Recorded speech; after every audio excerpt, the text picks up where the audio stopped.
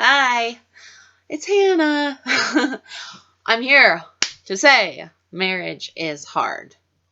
Whoa. We need all the encouragement that we can get, or all the help we can get. So, this is your encouragement. This is my encouragement.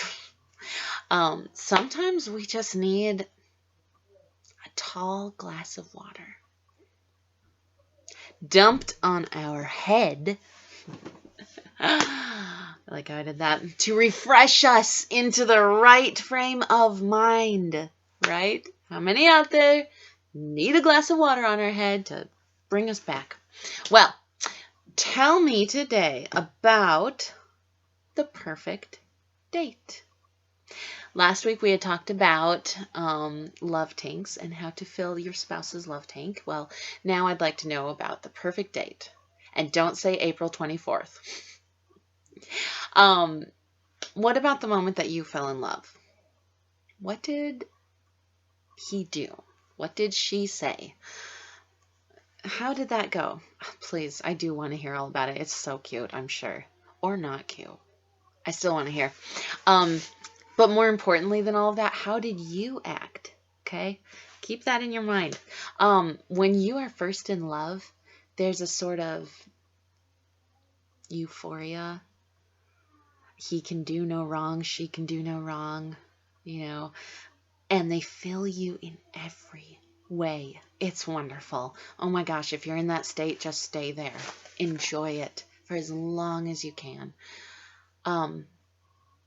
What they say and do at that time is going to give you a clue as to what their love tank is, or what you can do to fill their love tank.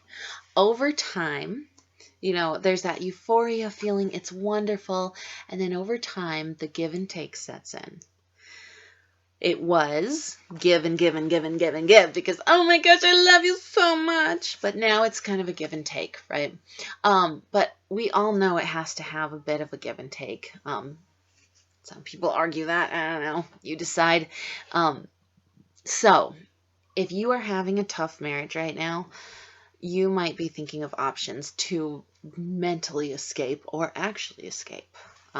Some of your options might be to give them rules on what to do or you're out, right? Like if you do not do the dishes and take out the garbage every single day, or if you do not have dinner on the table for me and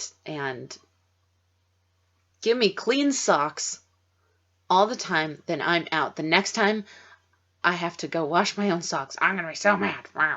Or whatever, So there's that, giving them a list. Number 2 is indulge yourself. There are many ways to indulge yourself, so I won't get too far into it. We'll consider it food for now.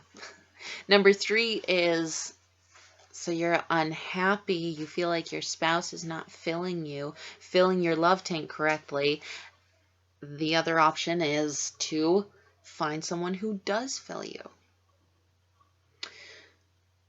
And then the 4th option is suffer in silence. Do we have any silent sufferers out there? That was a joke. You're not going to say anything. You're silent. No, I'm sorry if you're a silent sufferer. Okay, so your spouse has a love tank.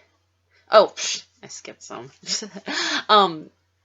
So think of the one that you're thinking of doing already. I hope you're not. So if you're not, don't think of those as options. But let's look at number 1. Give them rules on what to do to make you feel satisfied. How long can they follow those rules before who they are sets in? Before they feel like they're in prison?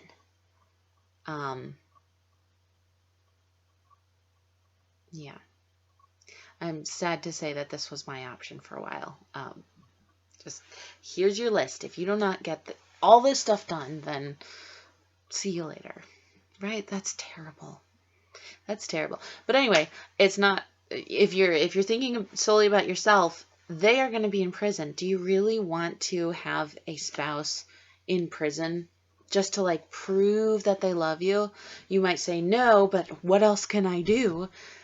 There are other things. Trust me. I'll be getting into them. Okay, number 2 is indulge yourself. We all know, okay? If you're not at the point of knowing yet, you can just trust me for it. We all know that that is not completely satisfying, right? You can indulge yourself, but it goes away. And sometimes the feeling is even worse. You eat 3 bowls of ice cream and you go to bed depressed. Why?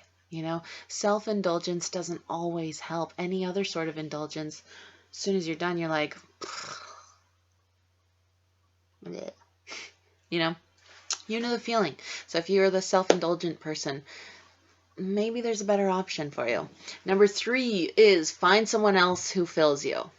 Okay, think about this. It's the same cycle. You can't grow old with somebody else you can. It is possible. But you're living in this cycle where it's like, okay, I love you because you fill me right now. Oh, you've stopped filling me. Who else is going to fill me? I love them because they're filling me right now. Who else is going to fill me? Okay. See? It's a cycle. And it can stop right now. For heaven's sakes. It can stop. And then number 4 was suffer in silence. Who was that again? Sorry, I can't hear you. Okay. Dumb joke? Well, I loved it. So, anyway, suffering in silence, that sounds terrible. Who wants to be in a marriage like that? I do not, for one. I'm also very vocal, so it would take a lot for me to be a silent sufferer.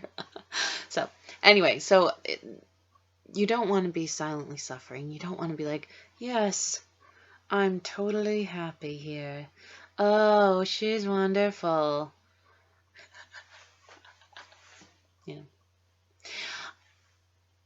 Keep watching, okay? Because there is such a better option than all of those silly things. They're not silly, actually. I mean, they're realistic because but people, most of Americans choose one of these every single day and do them and live that way. But there is a better option. Can you believe it? There's a way out. Yeah, it's exciting. So in the meantime, while we're waiting for next week to come, your spouse has a love tank, right? Think of what you used to do to fill it. When you guys were married or engaged, what did you do to start filling them? What did you first start saying? So this last week we tried to think of something to fill them. Well, now do something that you did when you were first dating or engaged, okay? And please, don't give up. There is hope. You have hope, especially starting next week. You cannot just make it in your marriage can thrive. So, for all those thriving marriages out there, show me some love. Or not thriving, but want to be thriving. And I will see you next week. I am really excited to start this thing. So here we go.